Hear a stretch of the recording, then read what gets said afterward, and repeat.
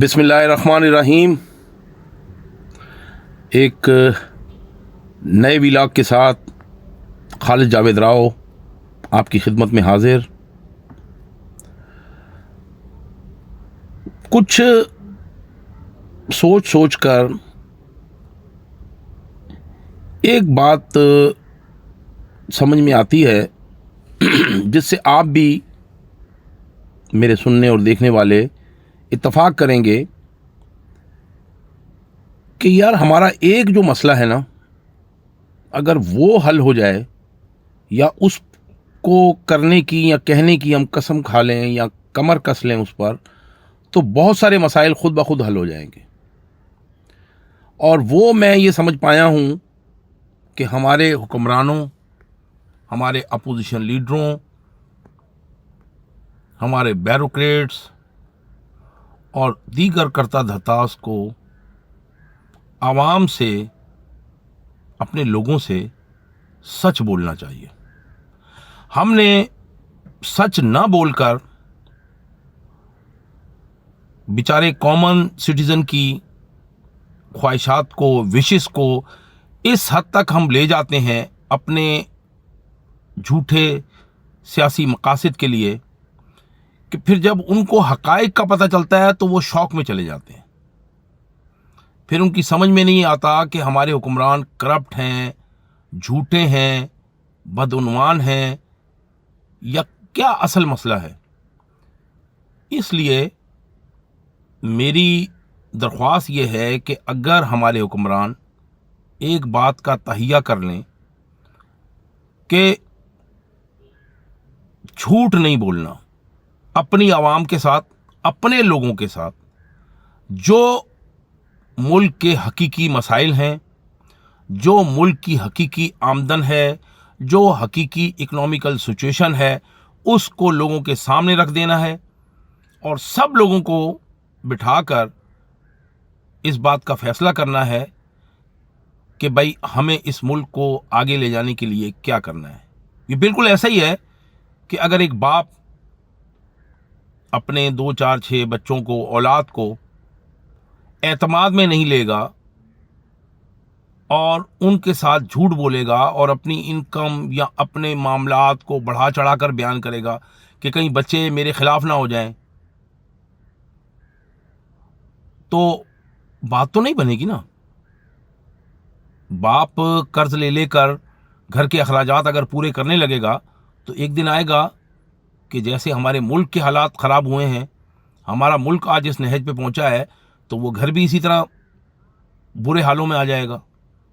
اور اگر گھر کا وہ سربراہ، گھر کا وہ باپ پہلے دن سے ہی اپنی اولاد، اپنے بچوں اور اپنے لوگوں کے ساتھ سچ اور حق کی بات کرے گا تو وہ بچے کسی حد تک اس کا ساتھ دیں گے. اور جب وہ ساتھ دیں گے تو انشاءاللہ تعالی گھر ترقی کرے گا. اسی طرح یہی مثال ملک پر بھی لاگو ہوتی ہے. اب ایک نئی اصطلاح ہمارے پیارے پولیٹیشین پتہ نہیں کہاں سے لے آئے ہیں کہ جی وہ ہماری کیپٹل جو ہے، وہ سرمایہ، ہمارا پولیٹیکل سرمایہ، کیپٹل ہمارا جو ہے وہ ویسٹ ہو رہا ہے، ہمیں نقصان پہنچ رہا ہے. ہم اگر ایسے اقدامات کریں کہ جس سے ملک صحیح ہو تو لوگ ہم سے ناراض ہو جائیں گے. اس کی بھی بنیاد یہی ہے کہ جب آپ لوگوں سے جھوٹ بولتے ہو، جب آپ لوگوں سے غلط بیانی کرتے ہو، لوگوں کو انڈیو ریلیف دیتے ہو اور خود بھی انڈیو ریلیف لیتے ہو، تو پھر یہ تو حالات ہوں گے نا. آپ کا سرمایہ جو ہے وہ سچ ہونا چاہیے، آپ کا سرمایہ حقیقت پسندی ہونی چاہیے، آپ کا سرمایہ اور موٹیو ملک اور قوم کو آگے لے جانا ہونا چاہیے، ملک کی خدمت کرنا ہونا چاہیے. ملک کے لیے آپ جن کو آپ سخت فیصلے کرتے ہو نا، وہ سخت فیصلے نہیں ہیں، وہ وقت کی ضرورت ہے. لیکن اس کے لیے سب سے پہلے آپ لوگوں کو اپنے اپنے پیٹوں پر پتھر باندھنے ہوں گے اپنے بیلٹ ٹائٹ کرنے ہوں گے, اپنا لائف سٹائل چینج کرنا ہوگا. اس عوام کے سامنے, اس قوم کے سامنے ایک مثال بن کر اپنے آپ کو, ایک ماڈل بن کر اپنے آپ کو پیش کرنا پڑے گا. یقین کرو اس قوم میں اتنا پوٹینشل ہے, یہ قوم اتنی سیکریفائز کرنے والی ہے کہ یہ آپ کو نہال کر دے گی. یہ قوم اس ملک کی ترقی چاہتی ہے, اور اگر کچھ ناسور جو مافیاز بنا کر بیٹھے ہوئے ہیں ہر فیلڈ میں, ہر واک آف لائف میں, ان سے ہی تو ہینڈل کرنا آپ کا کام ہے. آپ بجائے اس کے کہ ان کو ہینڈل کریں یا ان کو ٹھیک کریں, آپ ان کا پارٹ اینڈ پارسل بن جاتے ہو. جب آپ مافیاز کا پارٹ اینڈ پارسل بن جاؤ گے اور ان کو اپنا پولیٹیکل کیپٹل سمجھنا شروع کر لو گے, ان کو اپنا سرمایہ سمجھنا شروع کر لو گے کہ جی یہ کاروباری ہیں, ان کو نہیں چھیڑنا, یہ گورنمنٹ آفیشلز ہیں, یہ گورنمنٹ آفیسرز ہیں, ان کو نہیں چھیڑنا, یہ جوڈیشری ہے, ان سے ڈر کے رہنا ہے, یہ میڈیا ہے, یہ ہمیں کھا جائے گا, اس سے ڈر کے رہنا ہے. تو بھائی اس طرح سے ملک نہیں چلتے, یہ ملک چلانے کے طریقے نہیں ہیں. ملک حق, انصاف اور عدل کے ساتھ چلتے ہیں. عدل قائم کرو, عدل پر چلو, سب لوگوں کو ساتھ لو, اور اس بات کی فکر نہ کرو کہ تمہیں کوئی ووٹ دیتا ہے یا نہیں دیتا. جھوٹ بول کر ووٹ لینے سے, مکاری کر کے ووٹ لینے سے, بےایمانی کر کے ووٹ لینے سے بدرجہ بہتر ہے کہ آپ اپنے گھر پر رہو.